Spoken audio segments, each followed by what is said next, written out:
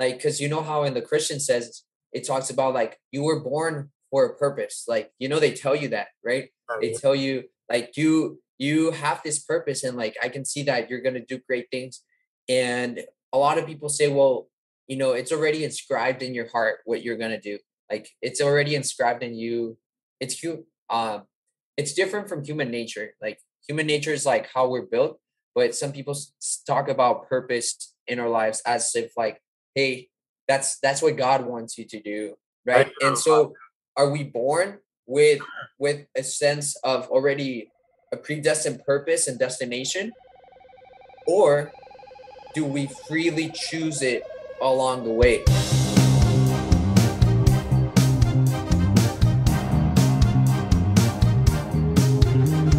Welcome back to the Out of the Box podcast, where Steele and I, your host, Jose, get to talk about outside of the box ideas.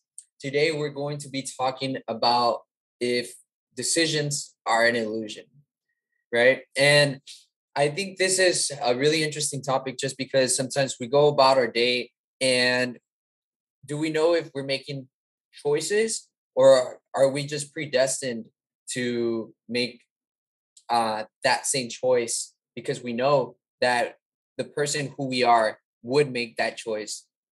And so it almost has a predestined path. And so we want to delve into that. But before we actually get started, I want to invite you guys to subscribe to our channel. We are completely committed to continue providing amazing content for you guys. We're really looking forward to bringing more guests onto the podcast. And so we would really appreciate if you could continue supporting us by subscribing, and also like the video and let us know what you think about decisions. Do you think that they're an illusion? Would you make the same decisions going back? So I think those are good questions to ask. And let us know what you think down below on the comment section. But without further ado, so Steele, do you think that decisions are an illusion? So to say that decisions are an illusion would imply, I'm wondering if that would imply that there's no free will, right? Because if decisions and choices we make in life are an illusion, that implies then that we have no control, because decision making itself is control, is free will.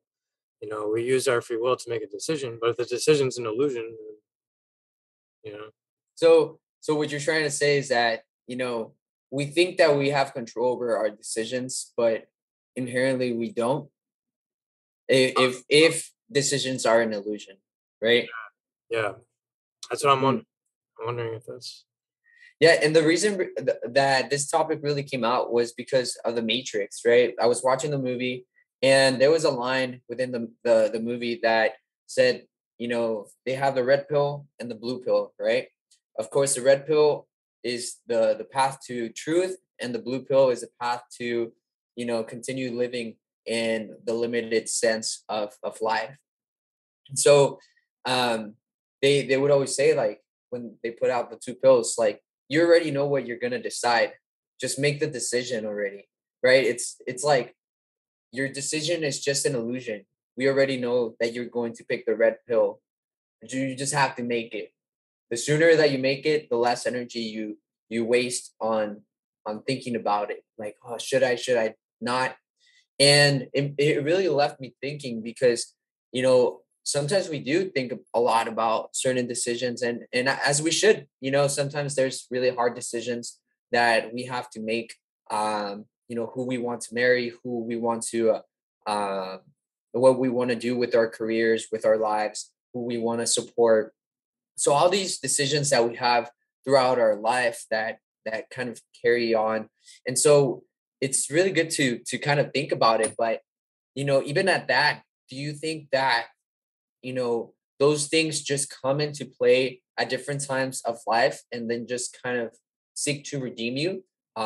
Like, for example, almost like divine intervention is what I'm trying to say.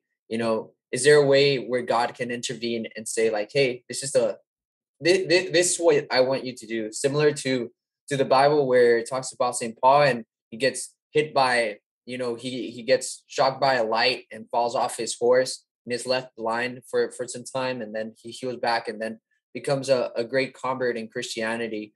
And there was a divine intervention there which changed the course of his entire life. And so is there do we have that free choice? Like, would he have kept living the way he was living, or would he had another divine encounter later on that wasn't that specific one?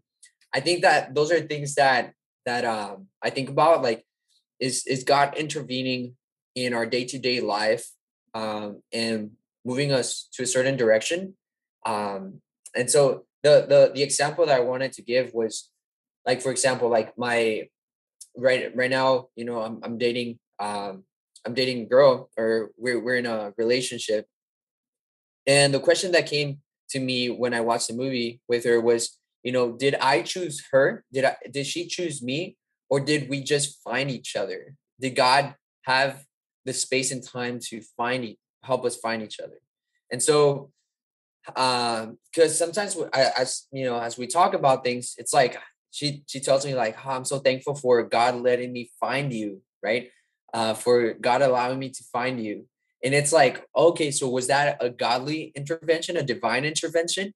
Or was that a free choice of mine to say, hey, I want to date that person, or I want to find a really great friend? And so those are things that kind of boggle my mind. And what are So your thoughts, Theo? so many people in psychology would argue that that what you're saying in terms of did God intervene, and I feel like maybe God put me in the right place at the right time and put these events in the right place at the right time to help me meet this special person and all of that. And psychology would probably argue that that itself is an illusion. The belief that it was all set up and predestined, or and special in that way in terms of things just fell in the place at the right time, and God let this happen so this could happen and lead to this. And psychology would say, well, that's an illusion. That's your brain trying to find patterns in your life and then organize them into this based on this belief in your mind that you formed after the fact. Like, you form a belief of this was meant to be and this happened for a reason, and that's why, because this and this happened, all these coincidences lined up perfectly, so that must mean that God or something else intervened. Higher power intervened. So that's the idea, that we create this belief of that, and then that belief creates this illusion. And I don't want to say delusions, but like these other beliefs, or it tricks your mind into thinking and seeing this pattern that might not actually be there. But that's just that point of view. That's just one point of view. Another point of view from a Christian perspective could be that, yeah, maybe God intervenes in our lives and sets up things a certain way, and then it's all just the coincidences line up perfectly, and it's But amazing. is it initially because we choose to follow him? With our free will, right? Is that Yeah. And so, does free will lead to destiny?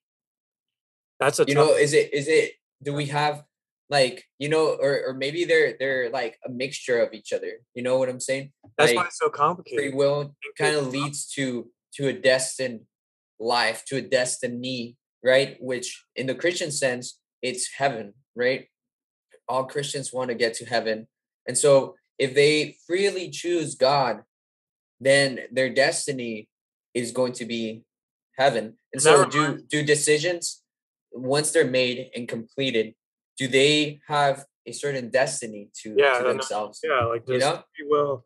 does free will lead to destiny? And that reminds me Yeah. of when we had Father Will on here talking on our podcast. He talked about Calvinism and how it's that people misinterpret the Bible as saying that everything's predestined and that means we don't have free will. And he brought up that was a Calvinist belief, and it's gotten distorted. And so then he mentioned something like God leads us on the right path, but we can choose with free will to go on the path or not on the path. And so I'm wondering how that plays into it. But that's a really hard question, because when we hear the word destiny, what do we think? And when I hear the word destiny, I think it's predestined. That's what Mm, destiny seems to me. But maybe it's more complicated than that. I don't know. yeah. But then when I hear free will, that means to me I'm making my own choices with Mm, my own agency. So what does that mean? yeah. With But that? I think the word choice that you used there was pretty interesting because when you think of destiny, you said you think of predestiny, Yes. right? Predestined, meaning that it was already like set up beforehand, before your free will, before your free yeah, before you made decisions. But destiny maybe could be the aftermath of free will, right? And so it's not pre, it's post destiny, like post destiny after you made certain amount of decisions, right? And so certain amount of decisions, destined someone to jail, right? Because they committed a Oh, lot of crimes. And so it's almost like they destiny in itself could be the the outcome of free will, right? yeah, if you think about it as a math equation, you plug in a certain number of this choice and this choice and this choice all together led to this destiny over here. I think that's Yeah, what I'm saying. Like a yeah. combination of choices leads to different types of destinies. Someone Mm, could choose different choices that lead them to jail, or they could choose choices that lead them to marriage, or lead them to hookup after hookup, or lead them to just being single, right? So yeah. Oh, like, so it's almost like a mixture of decisions decide what you're destined to, right? And yeah, so like for example, like we have to make big decisions on what we want to live off of, right? Like what career we want to do, like who we're going to marry, who we're going to befriend, who, like where we're going to live, how many children are we going to have. And so all these decisions compiled together, sometimes, you know destine you for something, right? It's the overarching choice of all these decisions is your destiny, right? But I have a interesting thought that I had also, that since we're such purpose driven, creatures, well, animals or humans, because we're not animals in itself. um I think the idea of finding purpose and feeling purpose, I think also is the driver to our decisions, right? And so, for example, when we have a purpose, we identify with that purpose, right? We say like, "Hey, I want to save save people from suicide," right? And so I'm going to become a counselor, right? And I'm going to be the best counselor in the world that saves people from committing suicide. So let's say that's their purpose, right? They want to help people in their journey of finding meaning in life. And so that's their purpose, right? Helping others find meaning in living.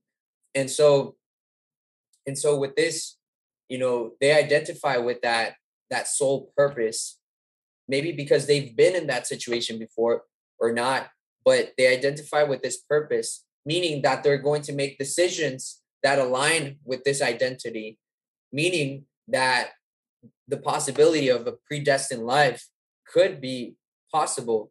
But but does that happen after, or or is it already inscribed in us? Is it like when we're born, like, because how in the Christian says, it talks about like you were born for a purpose, like they tell you that, right? They yeah. tell you like you have this purpose, and like I can see that you're going to do great things.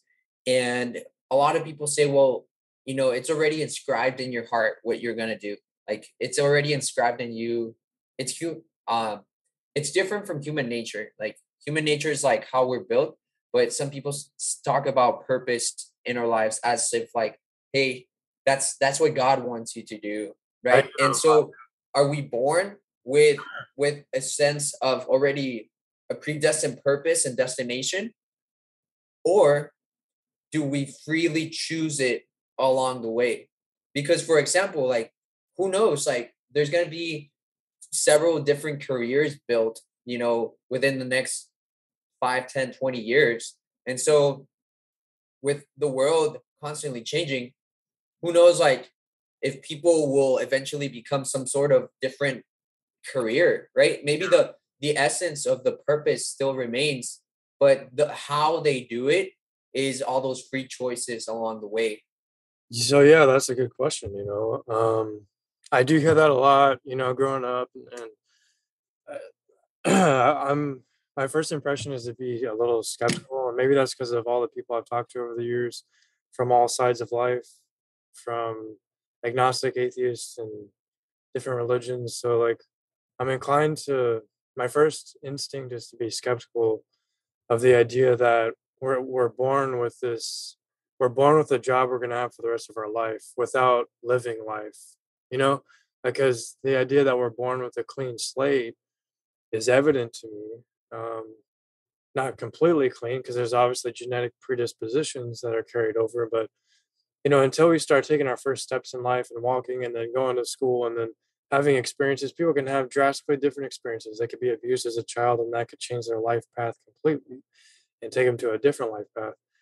So it's hard for me to see how that would work because life is so could go in so many different directions. How can we possibly know that our job we're going to choose is predestined unless we were to believe? I don't know. That's honestly a hard question. So maybe free will, that's where free will comes in, right? Like whenever we start rationalizing as a human, we start making these decisions, which in a sense start creating our destiny, right? Um and so it's so interesting, man, because But I think about it's so hard to. I'm trying to get myself outside of the Christian lens, that's what because I'm trying. the Yeah, Christian lens almost like it's has that predestined it's path, hard. It's right? hard to. So Or like mission. well, so one perspective could be, if you want to go outside the Christian perspective, is you notice how it's after the fact that we can say these things, but we can't say them before the fact. Like like we can't predict what career I was going to choose when I was 5 years old. I don't think anyone would. I wouldn't have never predicted myself because I never thought I would go into counseling. It was only after certain life events happened to me that I didn't Yeah. think would happen that I came to want to do counseling. So I think maybe I could say, even as a Christian, like God put certain events in my life that led me to the counseling career. Maybe that's what He wanted me to do later on. But whether it was in me, that's a tougher philosophical question, theological question too. But what am I getting at here is I think it's when you go outside the Christian perspective, then you could easily point to that as an illusion too, saying that it's Mhm. in our hearts that you were always destined to be a counselor. You could easily psychology and some philosophers would say, well, you're making that observation after the fact, after you've already gone into counseling. So it's easy for you to find patterns throughout your past life to support that claim, but does that necessarily and philosophically mean that it's true? Or are you just deceiving yourself with the illusion because you created this belief after the fact that it was predestined, that this was meant to happen? Because look at all these coincidences before. It goes back to the choice thing I said earlier. So it goes back to that argument of, well, are we just creating this illusion that it was destined, or was it actually destined? Like, that's the most objective I can be about this conversation. Well, yeah, I guess like when people talk about destined, I think because I can see what you're talking about, but I think when people talk about destined, I think people, and this is across cultures, right? The number one golden rule across every civilization is do unto others what you want to be done unto you, right? The act of knowing that you are part of a pack, you are part of a civilization, so you're supposed to become serviceful to others, right? Through the knowledge, the things that you acquire along the way. So you are meant to be of service to someone, whether that be in the capacity of a teacher, whether that be in the capacity of a counselor, whether that be the capacity of a politician. Of course, I think one of the things that we do have is like certain inclinations, which sometimes are derived from, like you said, our experiences. So there were several things in your life that just came naturally to you, just hear it, listening to people and helping people out. And so you started seeing the possibility of counseling as a potential because you saw that there was raw talent that just was inherent to you, right? And I think that's one of the ways that a lot of people make decisions. We just make decisions based on the inherentness of who we are as a person, and the skills that we can provide for people.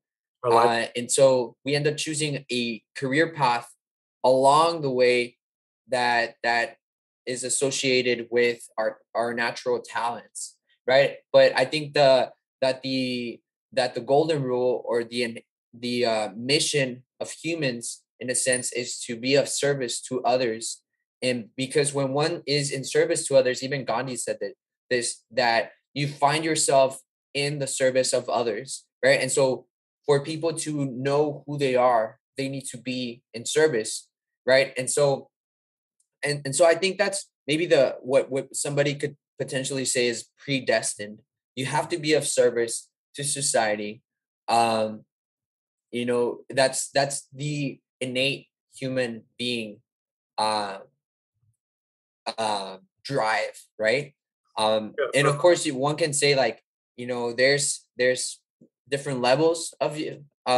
There's sometimes like self-service, when people are egoistic and don't want to give of themselves. They justify their actions. And so I guess there can be various variations of that. But I think when one truly finds themselves, or truly opens up themselves to to life, right? To life and the creation of life, I think they find that they want to preserve life, they want to serve life, they want to promote life.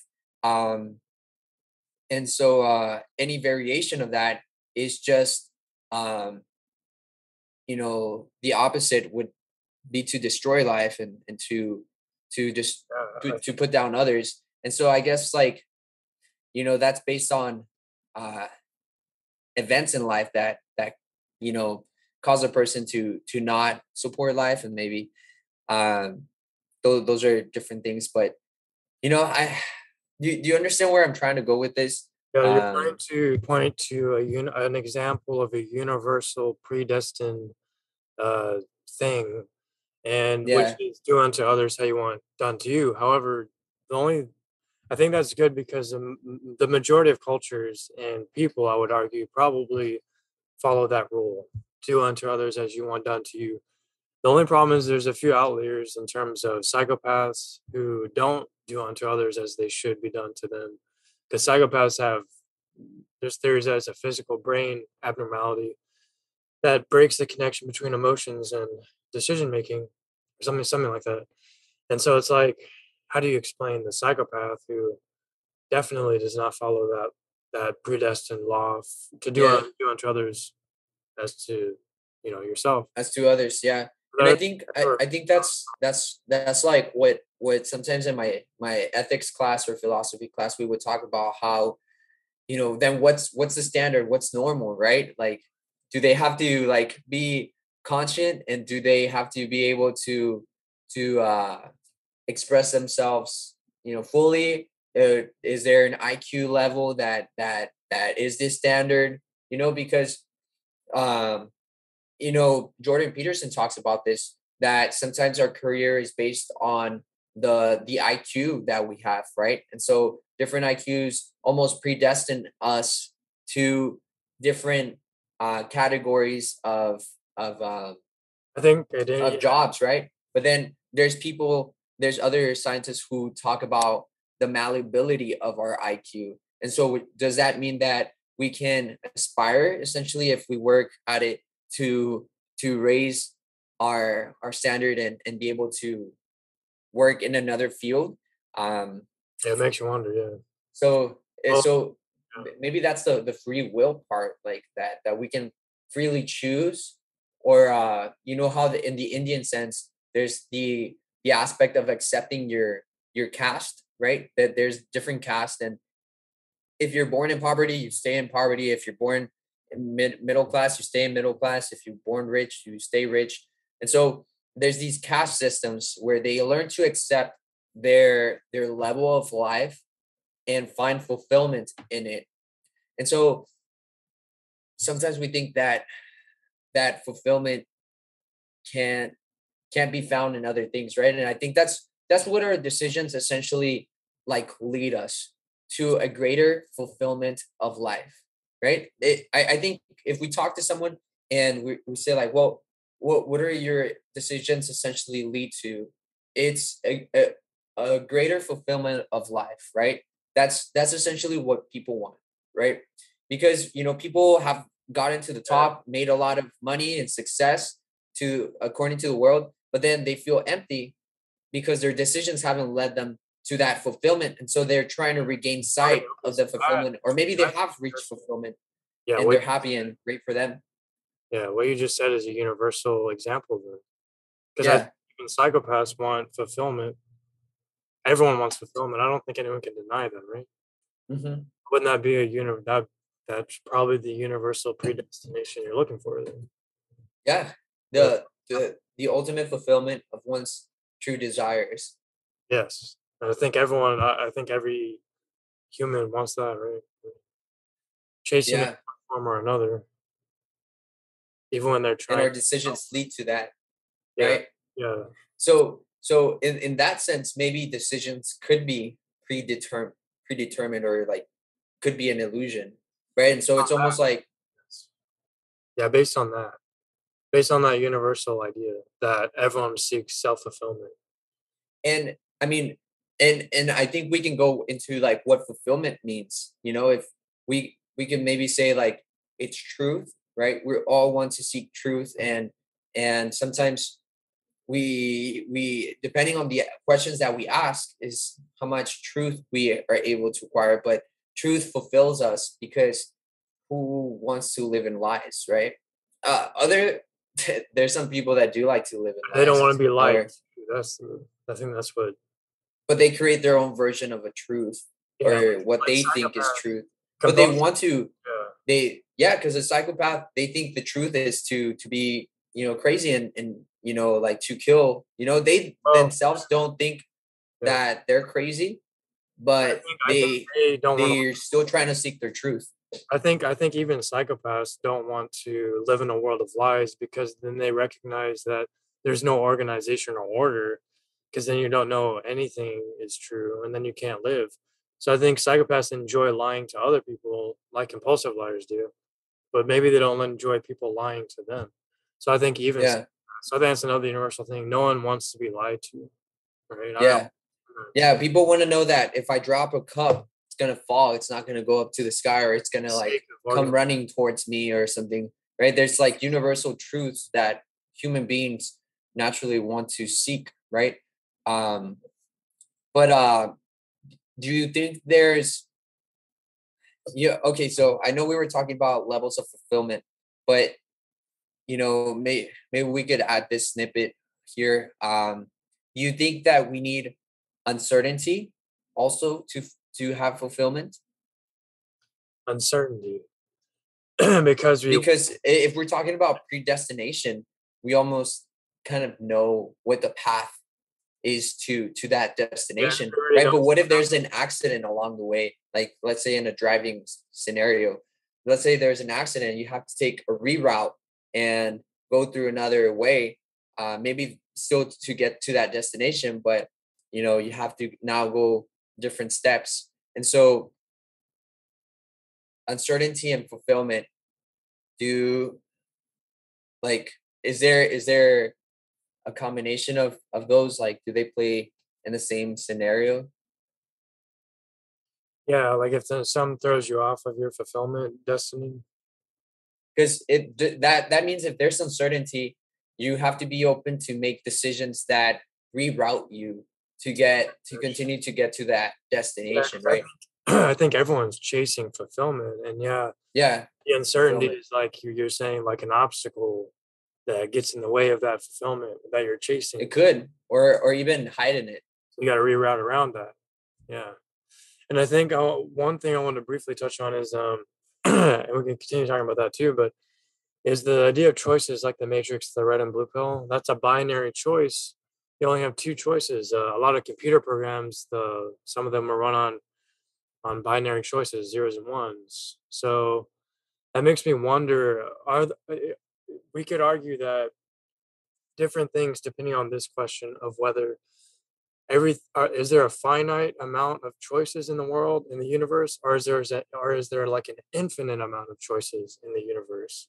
Because if there's Mm, an infinite number of choices in the universe, then that means how could there be predestination? But if there's a finite amount of choices, then that would imply that it could be possible that choices are an illusion. Because choices can be an illusion if there's an infinite amount of choices. How would that be? But if we only have yeah, a certain limited number of choice, like for like a menu, for example, like you have a hamburger, a hot dog, and like fries or something, you can only choose three things. Well, then you run through the calculations of math and all that stuff, and you start realizing there's only a limited amount of choices someone could make on that menu. And then you apply that to other areas of life and every other aspect of life. If there's a finite amount of choices for every aspect of life in the universe, then wouldn't that imply that illusion is I mean, that choice is an illusion? Because if you only have a certain number of choices, there's only a certain number of ways that could go, and that would make it predestined, and that would make choice an illusion because you can always predict probabilistic, yeah. right? Yeah, there was so there's a lot of like magicians and like people who study these things. Like for example, like people who give shows, they almost like they tell you like, okay, choose a color. I'm gonna try to guess what color you're thinking of.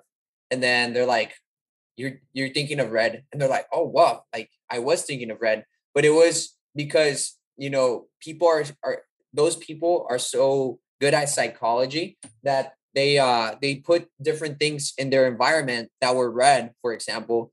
And so whenever they got to the place where he was, you know people were thinking red. And so that was subconsciously. And so when they go and think of a color, they've been thinking of red. And so the probability of them choosing red for the guy or the girl whoever's doing the show, they know that it's going to be a higher percentage or a chance of them choosing that color. And so I think that, yeah, I think that's pretty interesting, like how sometimes colors um and different things in our environment can manipulate our decisions, or almost, Yeah, and predestine our decisions, right? Like, because nowadays, like sweets, different things, like what is the difference between making a choice of eating a cookie and eating an apple, right? Cookies are now made so pleasurable, and they've chemically been so refined to taste really good when we eat them, right? And so we get a sugar rush. And this one also has sugar, but sometimes it's not as promoted. You don't see that many commercials of like Apple brands or like banana brands, but you see brands of like different cookies and different, cereals and stuff like that are being promoted on television all the time or through social media.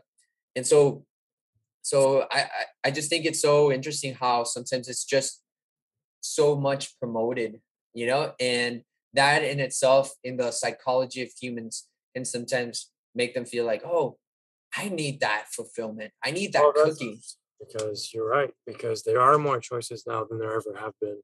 And Mm, people with psychology research has shown that the more choices someone has, the less satisfied they are with their choice. you know so if you have like five different flavors of a candy to choose from, you'll probably find less satisfaction in your choice than if you had three different types of flavors to choose from. And why is that? That's because you start overthinking your choice. You're like, you have more mm, options. You're like, oh well, maybe I should yeah. choose this one. You only have There's three. like a threshold, right? Like it's almost like it's almost like I want to say, if you have uh like 20 different choices of an ice cream flavor, there's almost a threshold, like, oh, now there's all these possibilities, like, I want to try them all, like how can I eventually like choose one, right? Like, and so And so maybe that's why like at the store they have like you could try a spoonful of like different ones, right? Because you want to try them all, you want to have them all, but you can't have a massive amount of all of them at the same time, you know, um, because your digestive system just what doesn't work that way. And so I think it's a combination of also biology and in reality, right? That's what it is. Working together. But I think talking about the threshold that I was mentioning, sometimes if we have a bigger threshold, we need more of it to be fulfilled, right? But if we have a smaller threshold of three choices, then we could come back 3 weeks from now and have tried all the flavors, one per Yeah. week, and now we're fulfilled because we've tried them all. We know them all. But if there's 20, that's gonna take 20 weeks. If we're talking about one flavor per week. You don't So think about as much either with three. You know, yeah, you can think a lot about the 20 choices because there's so many. With only three options, there's not much to think about. With like you said, the threshold is smaller, not just for what you can do, but what you think about too. I think. Um, but do you think there's a infinite number of choices in the universe in our lives? That's a I don't think that there's an infinite number of choices. Um, I think they're finite to our biology because our biology plays, a role in it as well. Um, have you heard of the show 100 Ways to Die? yeah, yeah. And like how every episode they just found another way for somebody to die, right? And so it makes me almost think like that there is the possibility that that um that there's endless amounts of ways to die. Um and so decisions can also have that variability of like having different choices. But I don't. But I think that, like you said, if we're all seeking fulfillment, then our choices are going to almost determine how we reach that fulfillment, like experiences in life, which is the uncertainty, and our decisions, our biology almost pre-make our destiny, right? And so it's our decisions and and experiences plus biology equals destiny, right? I think so. So it's almost like we have these three different categories, right? Our biology, our our decisions, and then our environment, Yeah, right? genetics. These three different ones that create our destiny, right? Because within our environment, we have different possibilities. Like you said, maybe at the store, we only have three choices of ice cream. Okay, so you're going to be choosing out of those three, right? And so, or maybe you can't be a counselor in some part of Africa, right? And so that's not a possibility. Um, it's just thoughts, or like in Europe there's a decrease in amount of kids, so now there's no kids parties. So a career within you know kid party entertainment is not a possibility because there's not that many kids anymore in Europe. People are not having kids, so that's the environment, right? And then we have what's it called, um our decisions, right? What decisions we make along the way. And then we have our biology, right? Like you said, some people are born psychopaths, some people are born with inclinations to do art, some inclinations to do more philosophical thoughts, and sometimes this has to do with our just sometimes with our biology, and sometimes with our talent. But decisions, biology, and environment almost seems like it equals our destiny. Yeah, I think a lot of scientists might agree. Like a lot of some many scientists don't believe in free will. Not all, but the stereotype is that mainstream science doesn't believe in free will.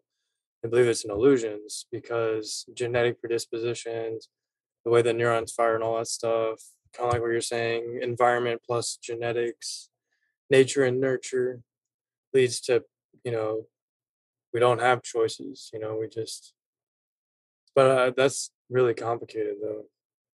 That's just like a barely skimming the surface of it.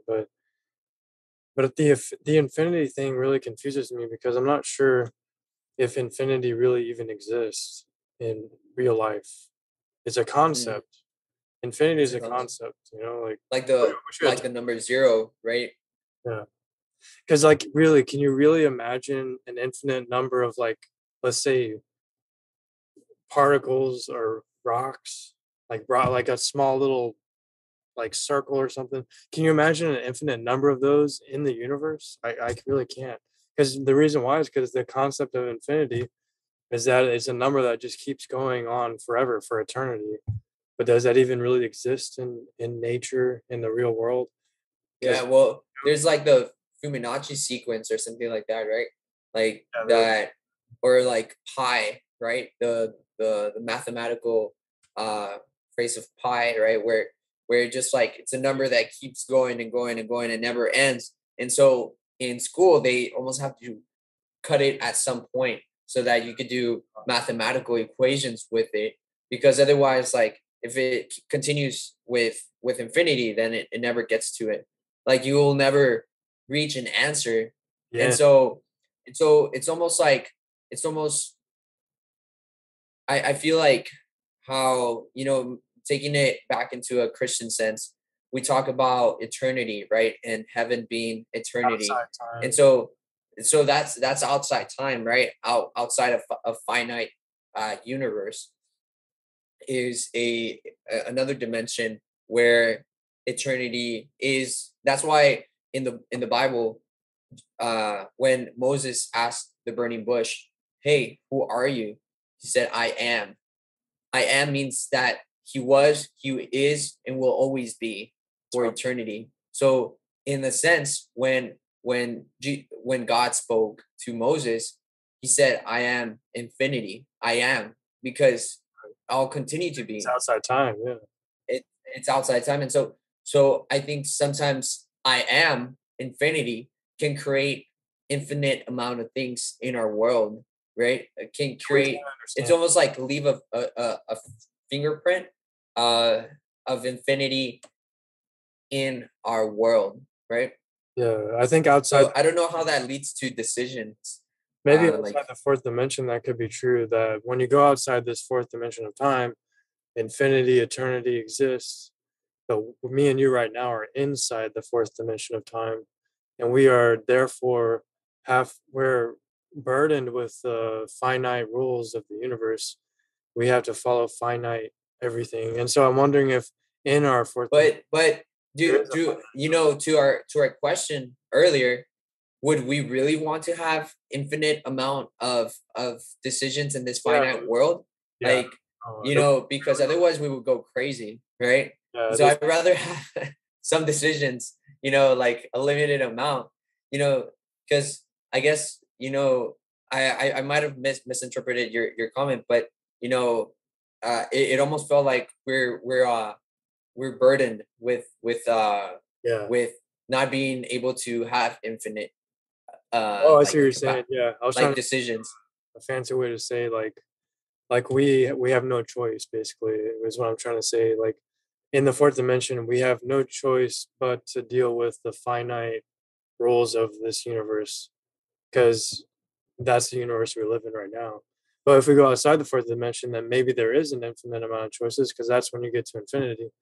But right now, we have to follow the rules of finite things because we're stuck and trapped inside the fourth dimension of time, which would imply that there's a finite number of choices, which would imply that you could predict choices based on probabilities, which would imply that choices that we make are an illusion, which would imply that we don't have control over the choices we make. Yeah, Make this and I choice. think I think that's a good point that you make in saying that we don't have control, because I think that leads to the idea that yeah, there is uncertainty along the way, and so we can't be controlling and precisely making every decision, right? I watched a video today from this guy. It was a TED talk, and he was talking about his real estate career. He was saying that whenever he set himself the goal to make $1 million in that year, he found coaches, he hired a team, and he made $1.1 million at the end of the year from real estate, right? And I think this goes back to our thoughts of fulfillment and what we were mentioning, that you know he was precise and he was able to control the decision and and everything that led him to that goal. But he said that when he reached that goal, he almost wanted to make the next year 2 million, right? And so it was like an endless cycle of like trying to fulfill that threshold, right? Tangible satisfaction. And so he was choosing the measure of his fulfillment was based on something that was continuous, right? And so you almost have to have finite things. You almost have Never, to have yeah. something finite, because if the threshold continues to be infinite, right, you can never reach it. You'll never reach it because we live in a finite world. And so we need something finite, right? And so I think that's where purpose is, like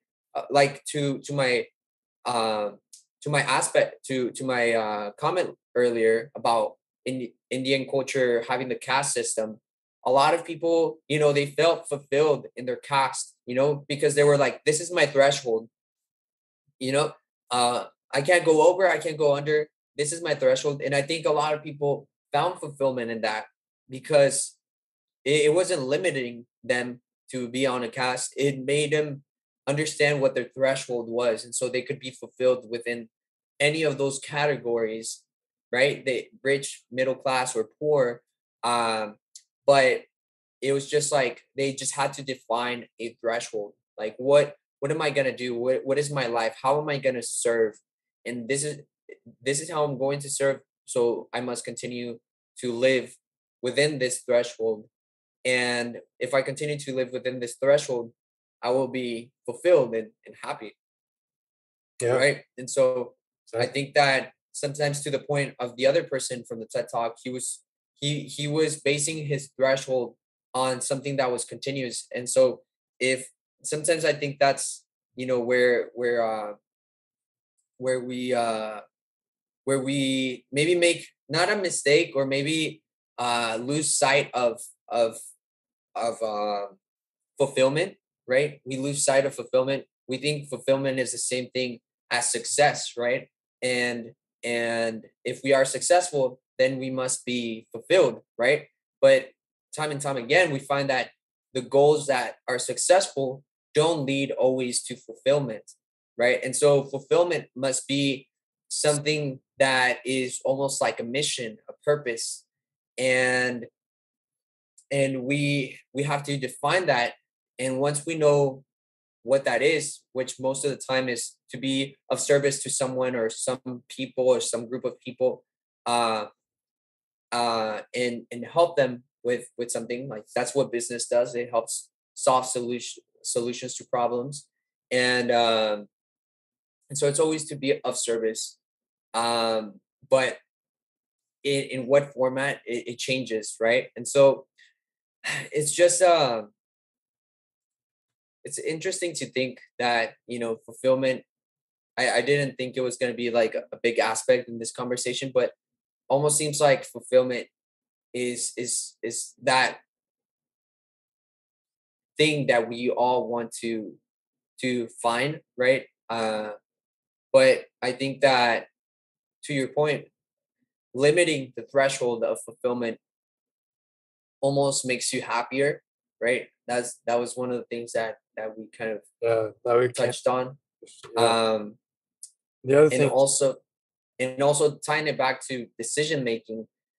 you know if we have uh if fulfillment is all that we want to seek for in life, right? Fulfillment in our spirituality, in our intellectuality, in our physical sense, want to be fulfilled in all those senses, then we're going to make decisions to get to that fulfillment, right?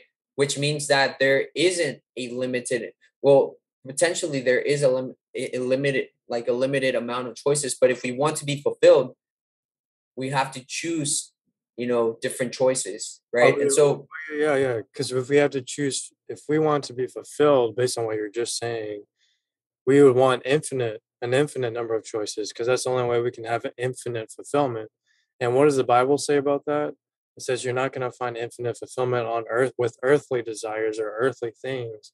You're going to find infinite fulfillment in God, in heaven, outside the fourth dimension, which is where eternity and infinity would exist.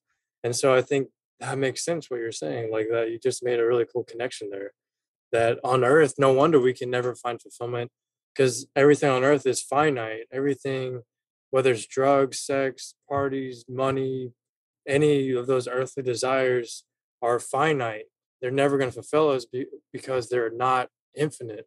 But God is the one infinite thing that the Bible says there is, thing beyond this earth, basically. And no wonder the Bible tells us to let go of our earthly things and earthly possessions and all that stuff, because it's all finite. It's not going to, like you said, we're not going to find fulfillment in finite. We're going to find fulfillment in infinite. So yeah. that's a cool description. And that's so interesting that you mentioned that too. Yeah. Because, um, where where kind of I was going with this was that sometimes we have to like limit our threshold of fulfillment and make decisions within that threshold, so that we can reach that fulfillment. But if we want to be, I think, infinitely fulfilled, that we I guess It's like, we have to allow something else to do that.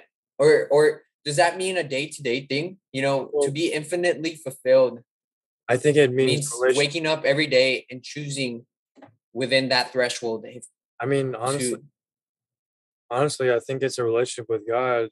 From a yeah. Christian perspective, I think that's why you see so many people go through these hard times. People used to abuse drugs or were addicted to sex, or are just people who just went through really hard depression and suicide. And then they find God, and then they find Jesus, and then all of a sudden now their life changes, and now they feel fulfilled and they found happiness because they found something infinite, because Jesus and God are infinite, is from what we're Mhm. taught, right? From what we know. And so that infiniteness is what brings them, Mm. it breaks them So free. it's almost like we have this threshold of being fulfilled. And I think that's why sometimes, like, the Bible says, blessed are the poor in spirit, because they will see the kingdom of God. Well, why is that? Because their threshold is so small. Sometimes they can be content with just whatever, like sometimes you go to really poor communities and you give a kid a toy, they're like, whoa, this is the greatest thing, Yeah, or you we're could doing even like give a them, rich neighbor, you right? know Yeah. like a little simple toy, but to them is the whole world. And so I think that their threshold is so small that when they find infinity, God, right, which is love, infinitely infinite love comes to their threshold, which, if essentially, it's so small, that the threshold, that it starts to abound and overflow, right? Like, let's say if we take it in a sense of a cup, and and I've sometimes, when I'm washing dishes, I'm washing dishes, and I leave a cup, because it's maybe dirty all the way to the top, and I leave the water running, and sometimes I forget about it and it starts overflowing with water, right? So imagine if that sink was just turned on all the time, and so it's always continuously like overflowing, right? Because the threshold is just this cup, right? But the water continues to go and run, right? And so I'm thinking about it in that sense, uh that, God is the only fulfillment in life, the infinite. But I was thinking, because I'm reading also this book called Becoming Superhuman by Dr. Joe Dispenza. And right now I'm in reading a part that talks about how we have different centers of energy, right? And sometimes a lot of people, like you said, sometimes people are focused too much on their sexual drive, right? Which is one of the points of energy, which is in the pelvic center. Then some people are too focused on what they want to eat, right? And so they focus all their energy on their stomach, right? And whenever they don't allow to their energy to go past their abdomen into their heart, right, into their mind, and then later into a greater existence of God, right, when they live on a finite level, and they never reach to God, right, they never allow their energy to flow completely, right, it always stays on just like ego and human desires. Then it's almost like they can't find fulfillment because they're they're focusing all their energy on sexual desires, on human desires, on ego. They never reach the level of like love for the other, right? Self-sacrifice. And then, like thinking about, the love of God and Philip. And I think that's where philosophy comes from. And then, connecting to a greater source, right? To a greater awareness of something infinite, right? And so it's almost like they're trying to have everything fulfilled with their initial level centers of energy, but they're never able to fully be fulfilled until they start allowing that energy, those emotions, to carry on into these Yeah, other levels of fulfillment, right? And yeah, so yeah. it's interesting to read this book right now and talk about this because there's an interesting correlation between the topics, because it's saying that whenever we live within these lower um, centers of energy, we're using emotions, right? Emotions are energy in motion, and so we're using emotions and centering them here, right? So when we feel hungry, oh, I gotta eat. There's no self control, or oh, the emotion of sexual arousement, and like I have to please that, right? And so there's no control, and one's never able to allow that creative energy, which is focused on the sexual energy, right? Because what it was saying is that sexual energy is creative energy because it creates life. That's where life is created. So there's creative energy in that center, and that energy, emotions, can rise all the way to the top, to where we can essentially reach a connection with a greater power or God. And and that energy almost is an ultimate fulfillment, right? That's what I guess some people call enlightenment, or some people call, like reaching your eureka moments, Right. or and so I think that's if that's a component now that I think about it in terms of reaching your destiny and your ultimate fulfillment, is not only your biology, not only your decisions, not only your environment, but also, how you allow your environment to affect you, right? How you use the energy in your body to carry on with your decisions.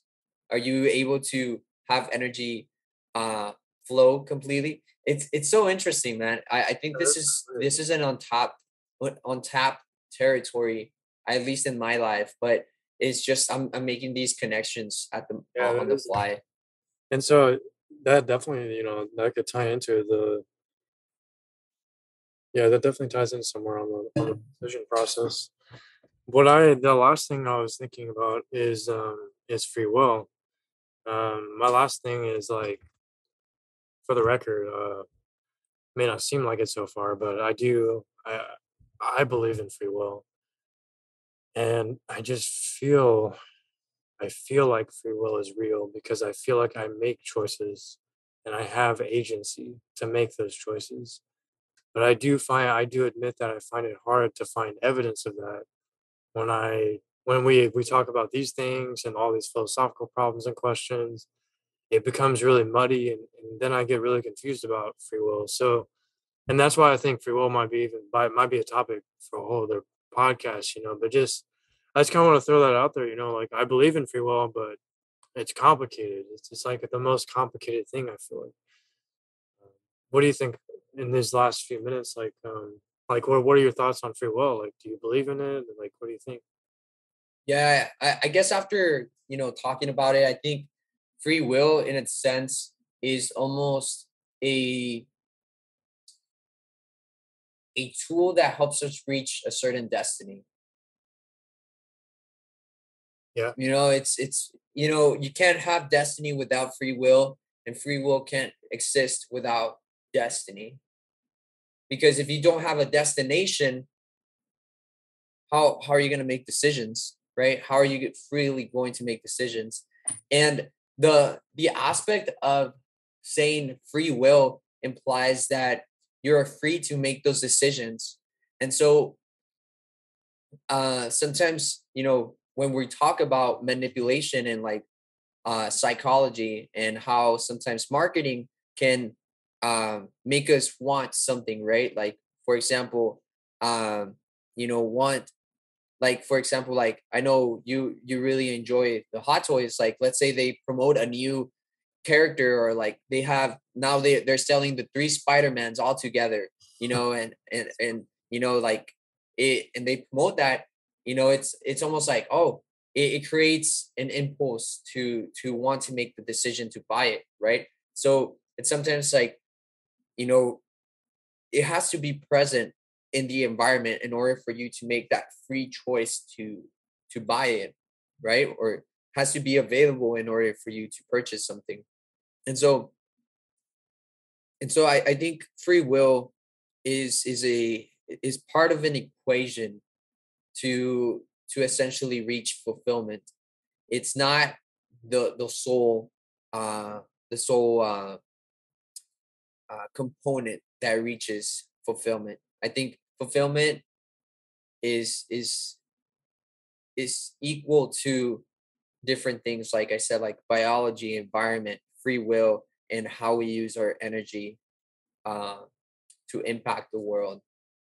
And so and so I wouldn't say that the decisions are a an illusion. I think that fulfillment is essentially like a combination of all these things. yeah, I agree. I think if I say I believe in free will, which I do, then choices are not an illusion. They're real because free will Mhm. allows choices to exist. Yeah, you can always go against your fulfillment. Some people don't want to be like sometimes some people know they want this will fulfill them, but they choose not to do it. Yeah, or maybe they I think they're misled and they think something else will fulfill them. Yeah, because so fulfillment is hard sometimes. You have to work for your fulfillment. Yeah, Sometimes it's easier just to sit and not work for anything, and exactly. people then don't become fulfilled, That's a even fulfillment. though they know that fulfillment is the greatest level of life. Mhm. Some people, like I said, in the energy levels, just choose to live in the short-term pleasures of Exactly. life without any goal in mind. And so even though that they know, and maybe they don't know, which is an interesting question maybe for That's another podcast. that's it. But uh but yeah, I do think that, in a sense, if one is tuning into, is allowing their emotions and energy to flow well inside of them, they can essentially tap into a greater understanding of of um of who they are, and and tap into greater information that will allow them to reach their fulfillment within their threshold. So Yeah, pretty much. All right. Awesome. Well, thank you guys for watching. We really appreciate you staying on till the end of this podcast. Also, let us know what you thought was interesting. Do you think that decisions are an illusion, or what else is there within the equation that helps us reach fulfillment? So we would like to know those comments down below. Please feel free to drop them on the comment section, and we would be more than welcome to having a conversation with you. And also, if you have any interesting topics that you'd like to share with us, or like for us to touch upon, please feel free to leave them down below. Like our video and subscribe to our channel for more information and more content like this. And until next time, we will talk to you soon. Take care.